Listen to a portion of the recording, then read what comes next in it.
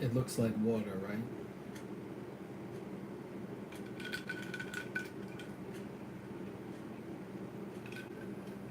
What if I told you it wasn't water? Now, let's get right into this because I'm really excited. Hold on a second. Hold on.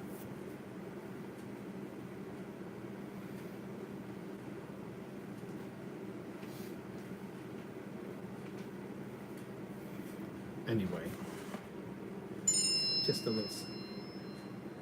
Oh, very nice. Customers.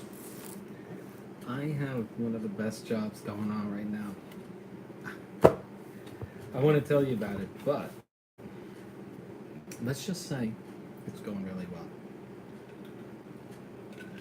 well. Now, what we're trying to do is to cultivate confidence in Jesus Christ and ardent prayer. So I want to start with what I covered yesterday to remind you, because a lot of us are so weak in faith that we constantly need to be picked up and encouraged. And it's understandable. Remember that Jesus said this, and this is a long time ago.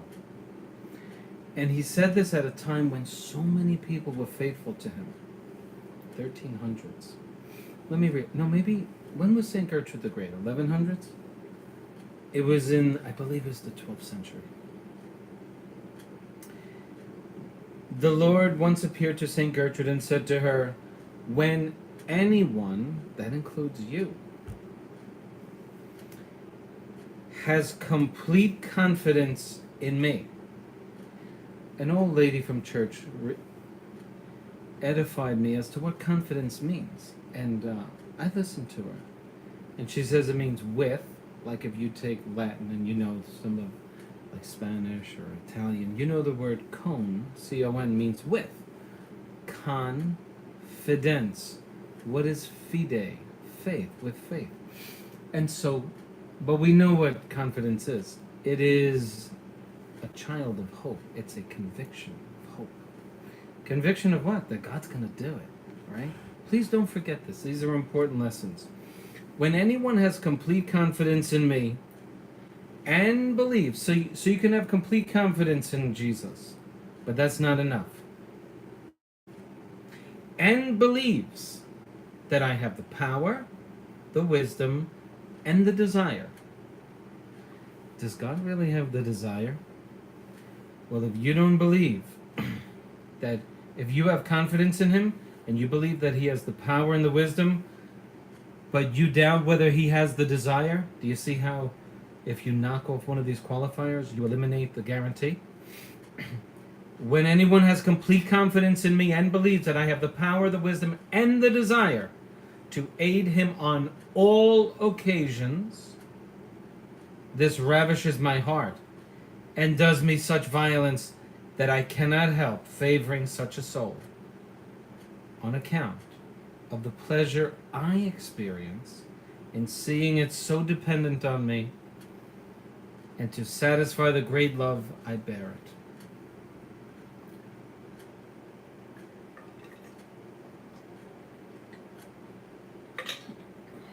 it. I'm thirsty. What can I tell you? And so, believe, okay? Please. Don't be doubting. We are not here. Do you realize that we are here to become receivers? We're here to give. We're here to convert, really. What is the Sacred Heart devotion about? It's about converting. We're lukewarm, we're doubting, we love ourselves, we love the way we look, we think we're great. We have to undo all of that and really begin to love God, who loves us more than any creature loves us, has ever loved us, or will ever love us. And so, out of justice, we owe this heart love. And if we really love him, we start thinking, boy, very few people love you, Lord. And so now we want to make up for those who don't love him. We say, Lord, this is such an injustice. And so then we start kneeling in prayer and telling Jesus how much we love him.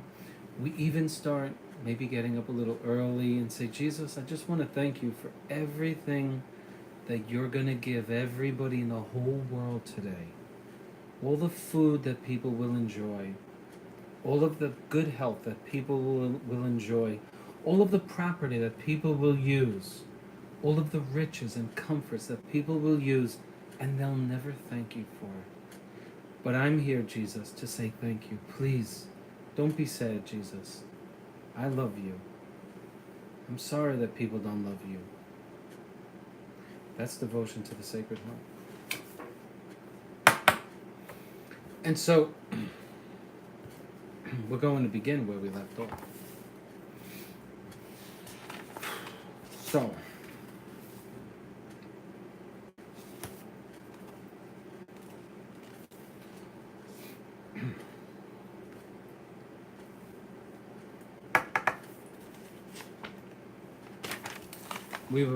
we left off on chapter 3 with sincere humility and how to overcome the obstacles. And we spoke about really mortifying ourselves. What does mortification mean? Well, it's a derivative of the word death. When somebody's post-mortem, they died.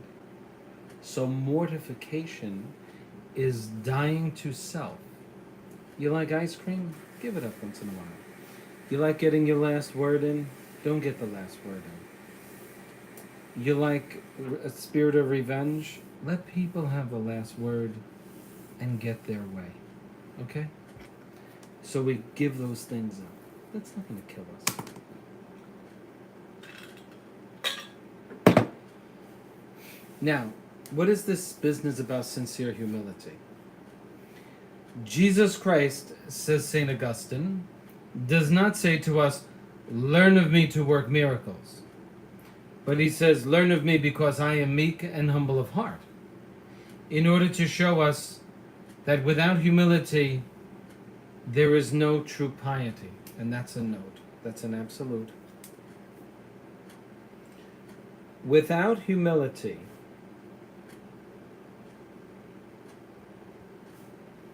there is no true piety.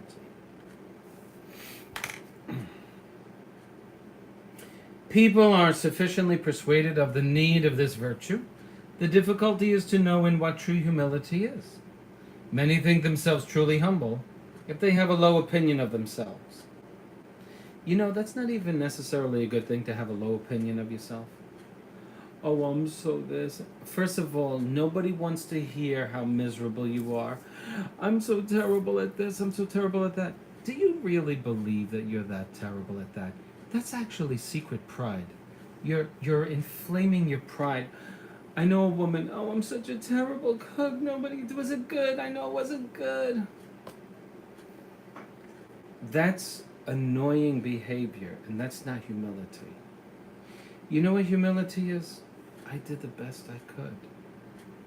I hope you like it. That's true humility. Many think themselves truly humble if they have a low opinion of themselves, but they aren't pleased when others have the same opinion of them. Yeah, you're really bad. I'm so bad, I'm so terrible. Yeah, you are. What? It is not enough to know that we have no virtue or merit. It is not enough to know that we have no virtue or merit. We must believe it and be satisfied when others believe it. It is not enough to know that we have no virtue or merit. We must believe it. And we must be satisfied when others believe it. The first step toward acquiring this virtue of humility is to listen to this. Demand it. Oh my God, listen to this. Demand it from God. Oh my goodness. Did you just hear that? Demand it. Let me show you. I'm going to circle a word. I hate doing that. I can't do it. It's against my nature. They say I have an A personality. I can't do it. Like if I have a tie on, it's got to be nice and right here. It's got to look sharp. I don't wear ties down and off. Keep your tie on. If you have a tie on, keep it up. If you don't want it, take it off. Okay. I know you think I'm weird. I'm going to underline it a couple of times so that you see this. Check this out. It's right over my finger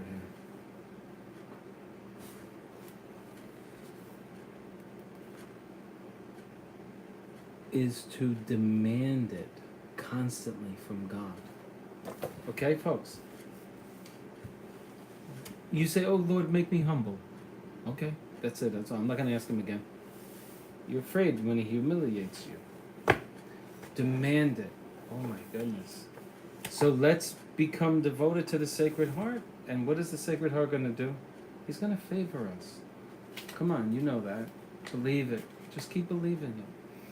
You know what I'm telling our Lord? Lord, when you do this for me. When you do it. He says, whatsoever you ask when you pray, believe that you shall receive, and these things shall come unto you. Lord, you told me to believe it. I'm just a stupid layperson. I believe it. I believe your word. I don't care how long it takes. I know that in my lifetime you're going to do this. That's it. The first step toward acquiring humility is to demand it constantly from God. Do you believe those words?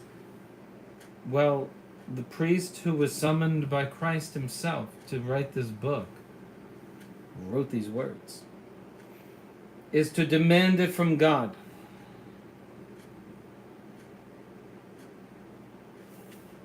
Demand it from God. Oh my goodness, I'll never forget that. Demand it. Sincere humility. But what is sincere humility? Let's see. The next is to convince ourselves of our imperfections by frequent and serious reflection on ourselves. Come on, we got to do this. Sincere humility. So we got 1, 2. Let's put 2. To convince ourselves of our imperfections.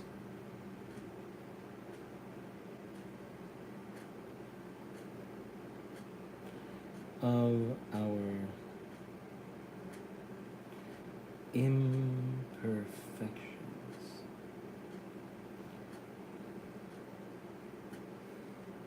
By frequent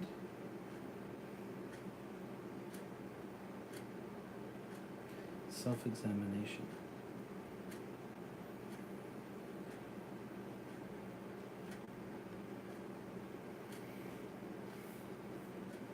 On ourselves. Okay, so guys, you got to make notes on this stuff. I'll condense it, but you guys can do it too. And then it's like a manual. You read it over. You keep looking it over. It's for life. You may as well laminate the pages in legible writing. You may want to type it up. This way, you're constantly going over it. There is no way you can do all of these things. These are all procedures and things that you do in the spiritual life, and it becomes a way of life. And until you start practicing this for long periods of time, you're going to forget, oh yeah, I forgot that. All right? So don't do that. Okay.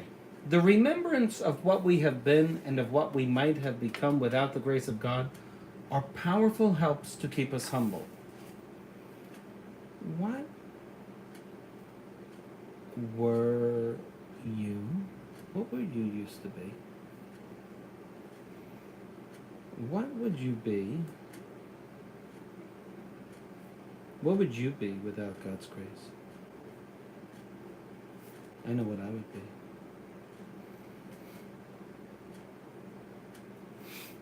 And it isn't nice.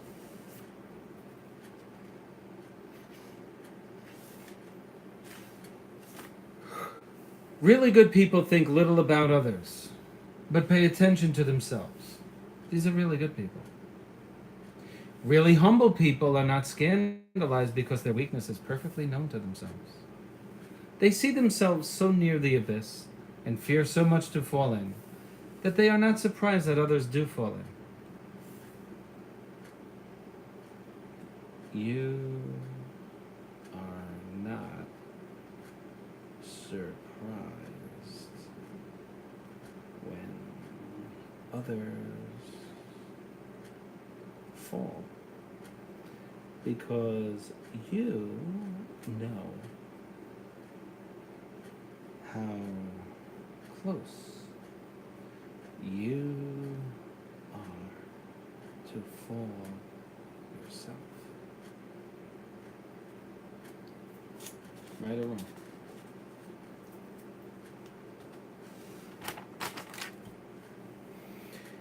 They see themselves so near the abyss and fear so much to fall in that they are not surprised that others fall. The less one speaks of oneself, the more one is in conformity with true humility. Do not speak of yourself. Okay?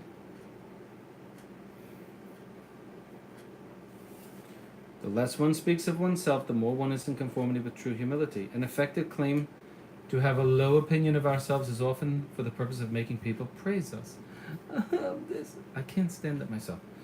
The truest marks of humility are okay, let's come on.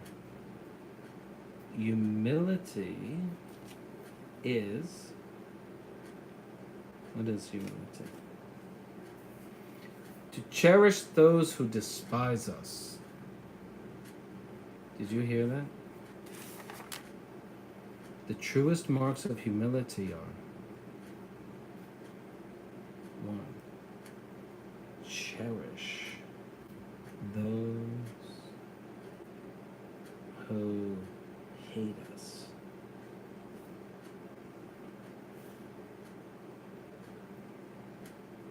Not to avoid the humiliations which present themselves. Do not avoid humiliations.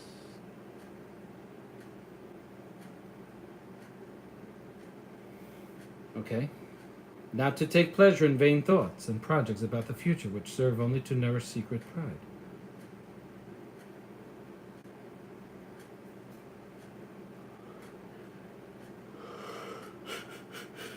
Not to take pleasure in vain thoughts.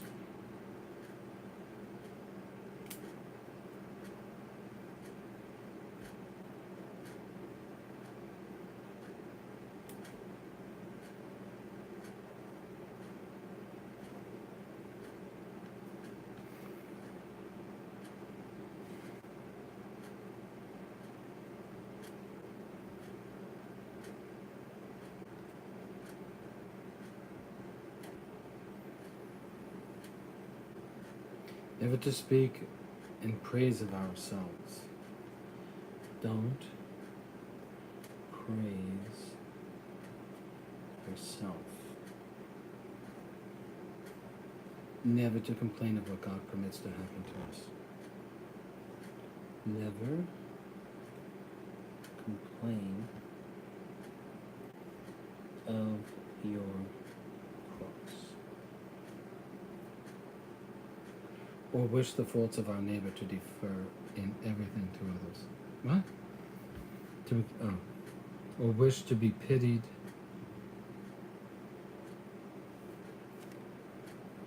Never wish to be pitied.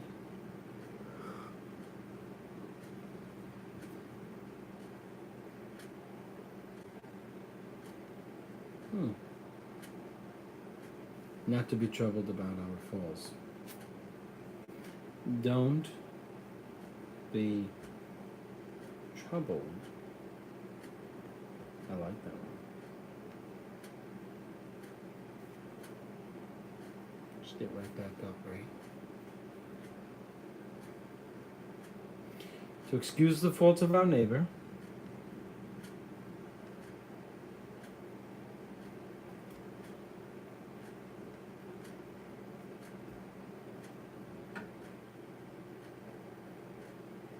Jesus does all of this. To defer in everything to others.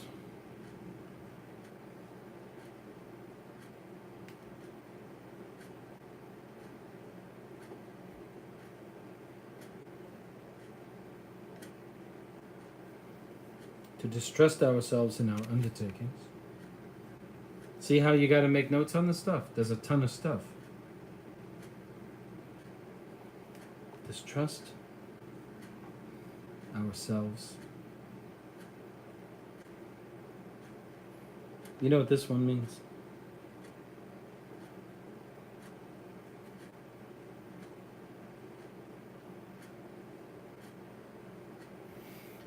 Oh, you want to do something great and big, and then distrust your motives.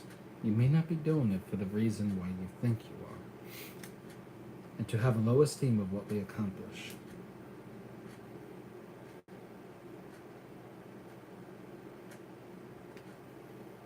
Of our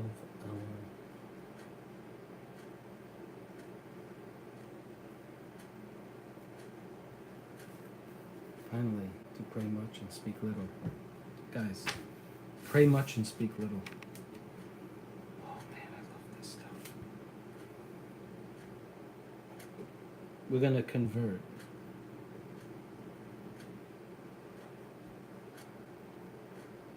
We become little Jesuses, little victims of people's anger, people's disgust. You start becoming religious, people start hating you. What is that all about? It's hatred of self. I hate you. When we know that we are miserable, we do not mind being despised because we know it is just. A humble man always thinks he is justly dealt with, however badly he may be treated. Whoa. When ill-treated. Oh my God, I am not like this. Help me. Please pray for me. A humble man always thinks he is justly dealt with, however badly he may be treated. When ill-treated, a humble... Are you people... Now don't answer this. Are you people okay when people mistreat you? If you are, you have the spirit of humility. And I'm going to get there. I'm going to get it. I'm being mistreated right now. And I keep praying for the person that's doing it. And it's driving me crazy. And I say, Jesus, you died for him. The humble person says that those who mistreat him are right, and that they are of the same opinion as God and his angels. We got to write this down. We cannot forget this. When ill-treated, a humble person says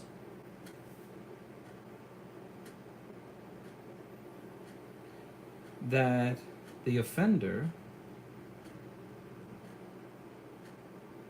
is right, is correct, and acts as do and thinks as do God and the angels. A man who has deserved hell should find that contempt is due to him. You deserve hell. And if you deserve hell and you're not going there and you don't wind up there, you deserve everything you're getting. All right?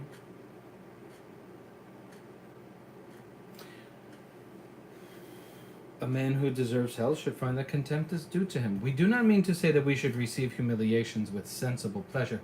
You're not going to be like, oh, I love that.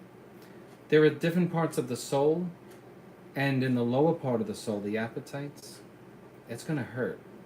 But in the higher part of the soul, you will love it because it's pleasing to God. For contempt is naturally disagreeable, but not to complain, to be silent when hated. Silent when hated.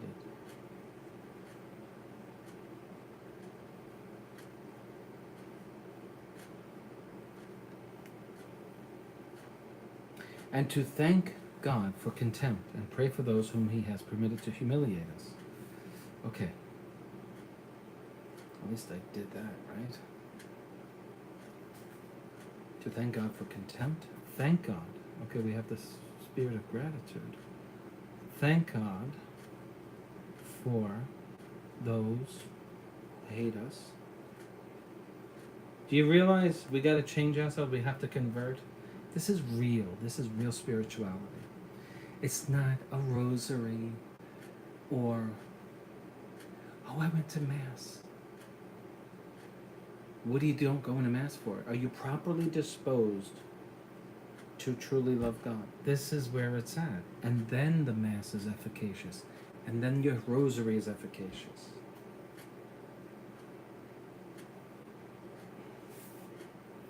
By the way, if somebody says, I pray so much, I pray all night, please, why are you telling me that? And then they start seeing things move around their house because they're holy. Do you know anybody like that? I'm sorry. Thank God for those who hate you.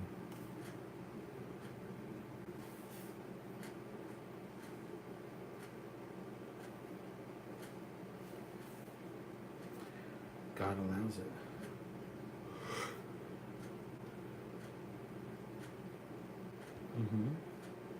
Whatever repugnance it may cost us are certain marks of true humility. We have, St. Paul,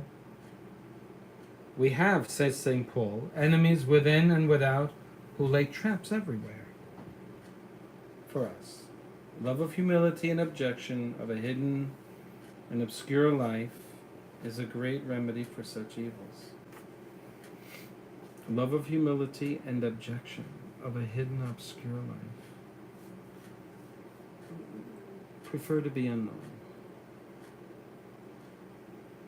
Be an unknown or anonymous. Okay? Watch this. He says, we shall have no peace if we do not forget ourselves.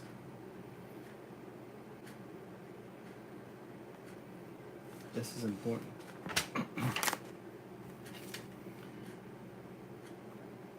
If we do not forget ourselves,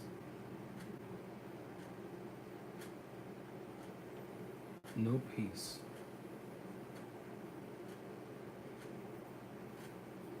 We shall have no peace if we do not forget ourselves. If we wish to be perfect, we must forget even our own spiritual interests in order to seek only the pure glory of God.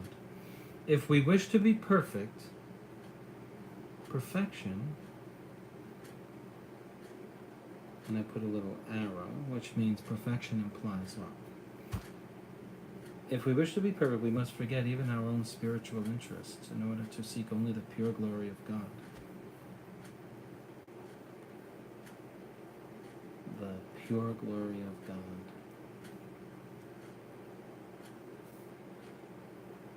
God over our own spiritual interests.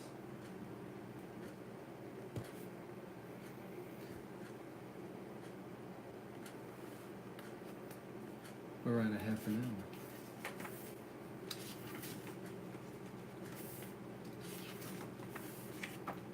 Let's try to do the rest of this.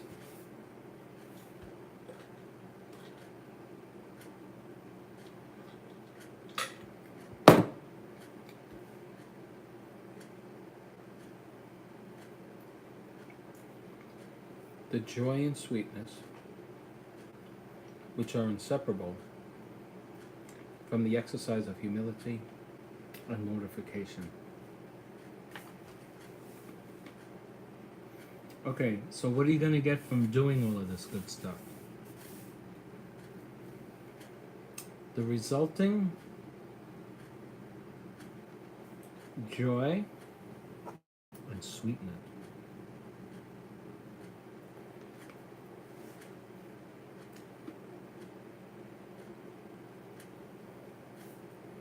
From mortification and humiliation and humility. Okay. We have seen that there can be no true devotion without universal, generous, and constant mortification and true humility. But it is possible to speak of continuous mortification and humility without frightening those who desire to love Jesus Christ ardently. But is it possible to speak of continuous mortification and humility without frightening those who desire to love Jesus Christ ardently? Will they not immediately cry out against such a dreary prospect? Oh, this is too much. You know what I mean? Can they envisage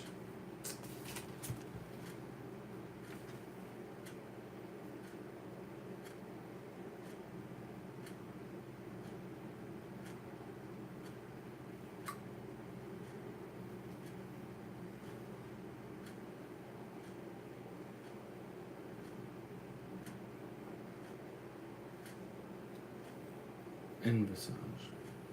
You know what it means. It means envision. I'm not going to look it up. Can they envisage a life filled with crosses without being deterred? Is it not an unhappy sort of life to be continually acting contrary to our natural inclinations? Allowing our senses only bare necessities, forbidding them everything else, and living in retirement and silence without seeking the applause of the world or being concerned about its contempt? But it is just those people who live in this manner who assure us that they are perfectly happy. The world says that this kind of life is insupportable. How could you do that? But Jesus Christ himself tells us that it is sweet and easy and full of joy and consolation. St. Francis of Sales calls this kind of life the sweetness of sweetness. St. Ephraim, while living in a life of great mortification, being filled with interior consolations, cried out, "It is enough, O my God, it is enough. Thou dost overwhelm me with thy benefits. Moderate thy liberality, if thou dost not wish me to die. For the ineffable consolations which I experience in thy service are capable of causing my death." He was overjoyed, and he was so filled with mortifications and sufferings. St. Francis Xavier, writing from Japan to the Jesuits in Europe, said, "I am in a country where I lack all the comforts of life, but I experience such interior consolations that I am in danger of losing my eyesight from weeping for joy." All the saints give like testimony. Surely so many millions of holy men and women, whom we admit to be wise and sincere, have not conspired to tell us something in contradiction to what they have thought and experienced. But if the continual exercise of mortification makes people so unhappy, as worldlings will say, how is it that the happiest people that we find are those who are the most mortified? How is it that we find no people in the world who are perfectly content and perfectly happy, but those who are most mortified? And think about it, isn't the opposite true? The people who have everything, cars, money, are they happy? Why do they kill themselves? Why did Robin Williams kill himself? That fool had more money. You know the saying, it's blasphemy. He had more money than anybody, and he killed himself. Why? He wasn't happy. So he killed himself. If a mortified life itself does not produce this unalterable joy, by what trickery do those people keep themselves all their lives in perfect peace of mind and tranquility, that no accidents of life can disturb? How do the saints do it? And if it is by dissimulation, trickery, how is it that the people of the world, who know so well the art of trickery, have not been able to hide their worries and disappointments, although they pass the most of their lives in pleasure and amusement? Virtue alone, says St. Augustine, although it has an austere appearance, possesses the power of making people taste real happiness. There is no perfect happiness in this world except for those who labor seriously to sanctify themselves. Being exempt from the sway of the most cruel passions, which tyrannize over the wicked, they experience greater sweetness in life and less worry. Being under perfect submission to the will of God, they enjoy profound calm and peace, such as the world cannot give. This sweet repose of conscience is the ordinary fruit of virtue. Generosity with God ensures a large share of this holy joy, while stinginess in his service diminishes it to the vanishing point.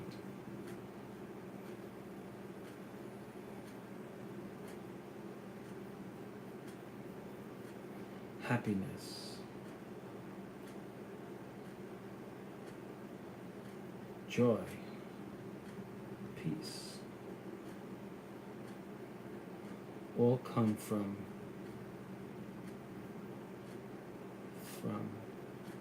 mortification.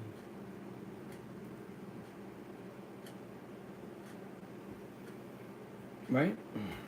Language fails us to describe the secret unction with which God sweetened the yoke of his law, the happy moments when he makes holy souls feel his divine presence, the sweet hope which makes them taste and advance the joys of heaven, the rays of light which allow them to see the vanity of the world in its true colors, and the consoling tears which they sometimes shed at the foot of the crucifix, in which are to be found a pleasure most pure, more exquisite than in the most delightful feasts of the world. These pleasures and these interior consolations which surpass all understanding are mysteries hidden from tepid souls, lukewarm. They're hidden. For them, all this is a strange language. But St. Augustine, says St. Augustine, give me a fervent soul, a truly humble and mortified person, a heart penetrated with the love of Jesus Christ, and he will understand what I say. It is true that although a person be perfect, he is not always insensible to all the accidents of life. Afflictions may cause the just man some mental suffering, but they cannot make him disconsolate. His virtue always comes to his relief. What is disconsolate? He's inconsolable. He's miserable. Although there are no crosses in evidence on the broad road followed by the tepid, everything will contribute to produce them. While if crosses are met with on the narrow way trodden by those who love Jesus Christ ardently, heaven and earth will eagerly combine to render them sweet, and the Son of God himself will deign to assist in carrying them and making the burden light. Finally, the very thought of death terrifies worldlings, when it consoles and even rejoices the virtuous. At the hour of death, when things appear in their true colors, do we ever find people who regretted that they had been mortified, that they had led a perfect life? Assuredly, perfect mortification must have attractions that we know not of, because we are not perfectly mortified. Our cowardice will allow us to do only as much as will make us feel the pain, but not enough to taste the sweetness. It would appear that we are distrustful both of what the saints tell us and of what Jesus Christ himself has promised us. We would wish to be paid beforehand, and we are ignorant of the fact that in this matter, it is only the first step that that counts. That is to say, that the whole difficulty consists in making up our mind to become mortified. Taste, says the prophet, and then you will see. In the eyes deceive us. We should judge only by the taste. Those who had seen the promised land only from afar were afraid, and said that it devoured its inhabitants. But those who had been there said quite the contrary, that it was a land flowing with milk and honey.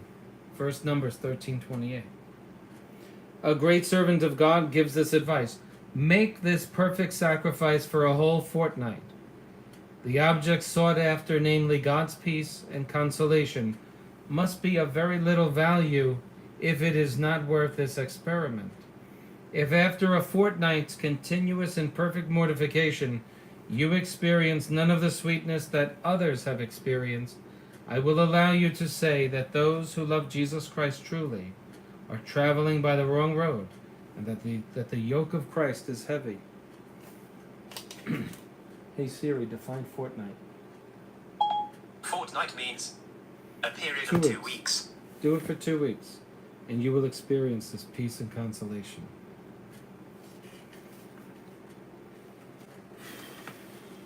We have reason to be astonished that people find difficulty in believing that happiness can be found in continual mortification, when they see every day so many people in the midst of all kinds of amusements, unhappy and discontented.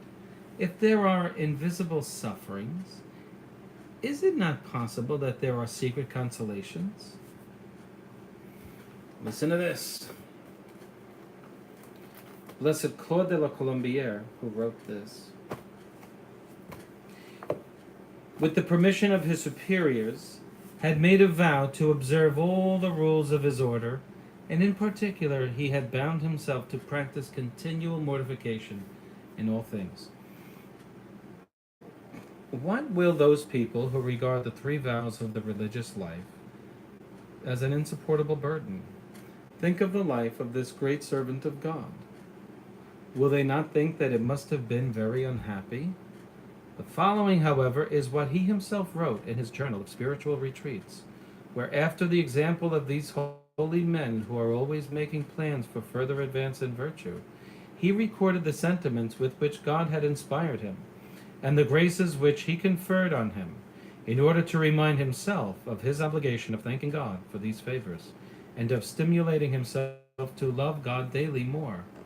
He writes, on the 6th day, when I was considering the particular vow which I had made, I found myself filled with great gratitude to God, who gave me the grace to make this vow. I had never before sufficient leisure to consider it properly.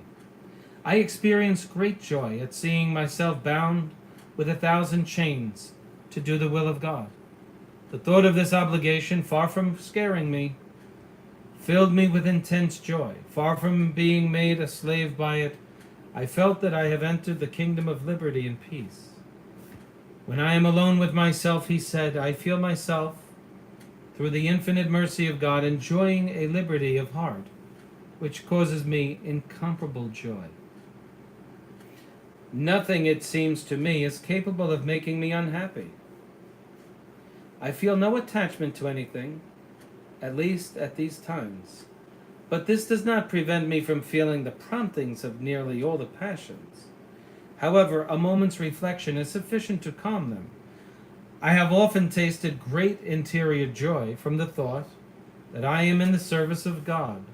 I have realized that this is worth infinitely more than the favors of kings.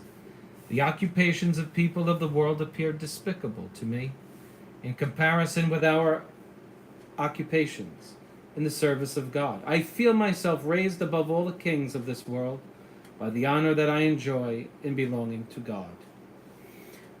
He says, I feel an increasingly great desire to be attached to the observance of my rule. The practice of this rule causes me the greatest pleasure.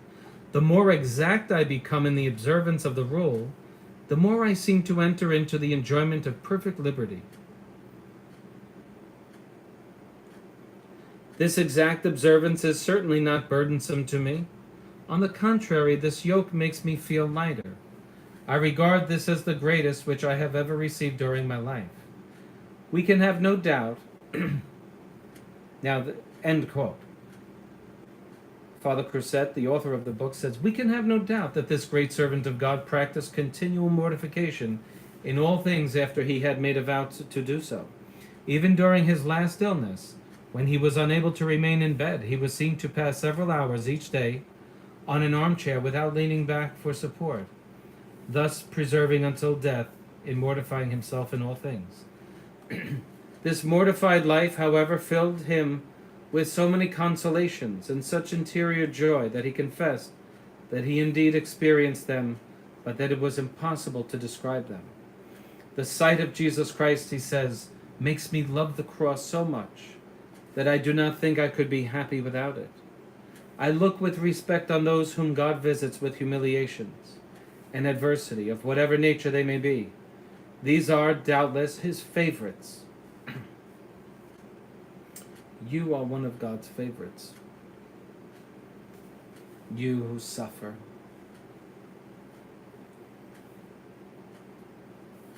His favorites. In order to humiliate myself, I had only to compare my lot with theirs when I am enjoying prosperity. The following words never come to my mind, but light, peace, liberty, consolation, and love seem to enter along with them. They are simplicity, confidence, humility, entire abandonment, nothing kept back, the will of God, my rules.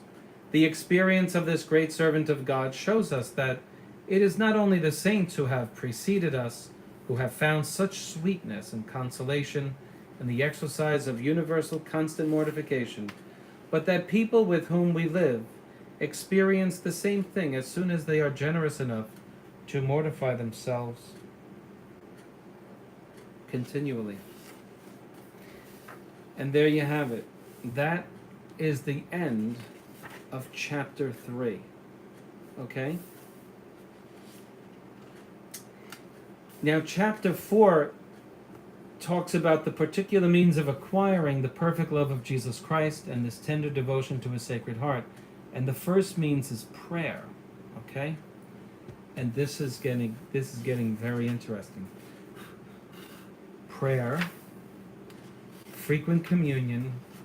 This is why I say it's a manual, and we must take notes. If you're going to endeavor to read something this big, there's no way you're going to remember the important parts of this unless you outline it in a series of notes, which I will then transcribe from notes into writing and typing. And then I'm going to print it out, and I'm going to keep it with me and examine it frequently. Bring it to Mass, sit down in front of the Blessed Sacrament and read it. Am I doing all of these things? Because there are so many things. In order to live it, you have to be reading it and living it for a while, months.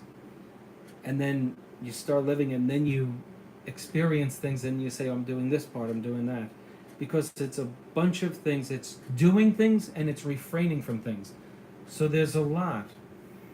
And during all of this, what is God doing? He's watching you, he's helping you, while all the other people in the world are not advancing in the spiritual life. But we will be. We will be. So the first means is prayer. Prayer. Frequent communion. You're going to say visits to the Blessed Sacrament.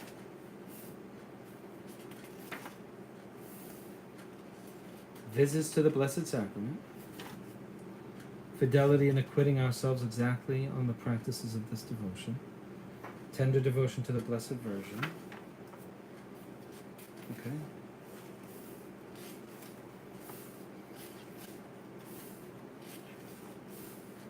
Devotion to Saint Margaret Mary and to Blessed Claude de la Colombière. Love it. Oh my goodness, I love this. I forgot this. Okay, so he wrote on how to trustful surrender to divine providence. And he told us how to get the things we want the most.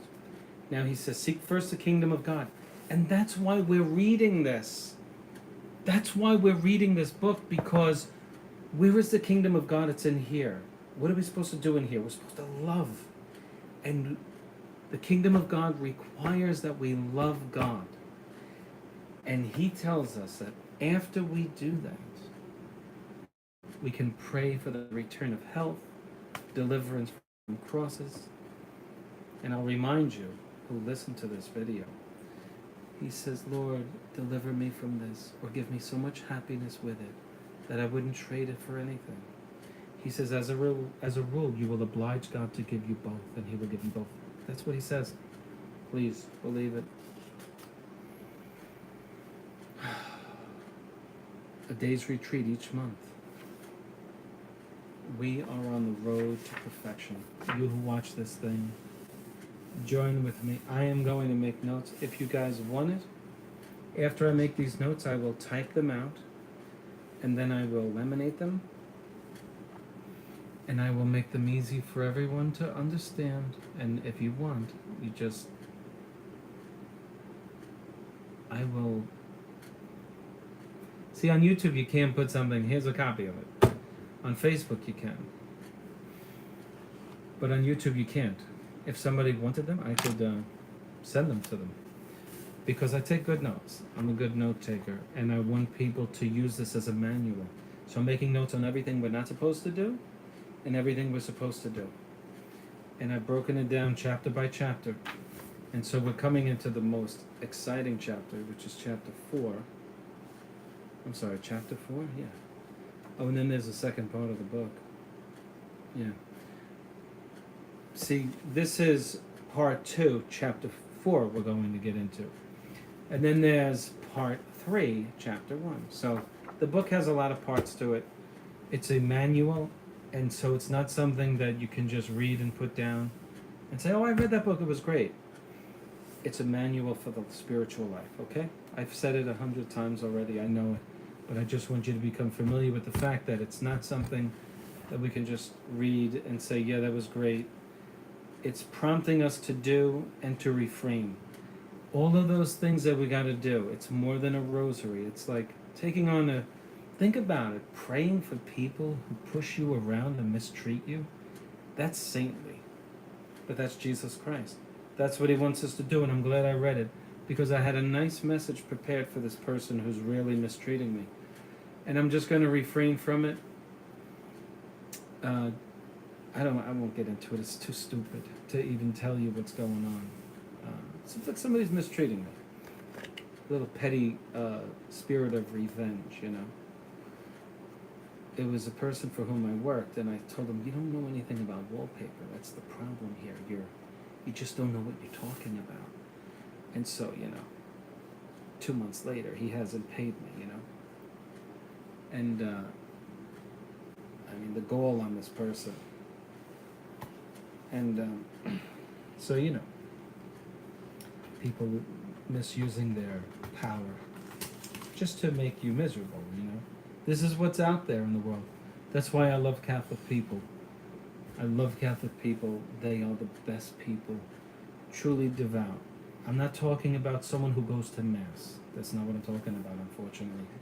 I'm talking about somebody who dons the spirit of humility. And I'm not saying I have it, but I notice it in other people. And it's truly the most beautiful thing I've ever seen. And I want to have it myself. I really do. And I don't have it. I don't have it yet. There's this stupid saying, he's from New York. And I was just telling a friend tonight. I said, I don't like when people make excuses for like being a wise guy, because you're from New York. He's from New York, What does that mean? You can be sinful? No. Okay, so I hope you enjoyed this. I know I am. And thanks for watching. I'm sorry I editorialize much. You people have things to do. And if I could just read this stuff and not talk, it would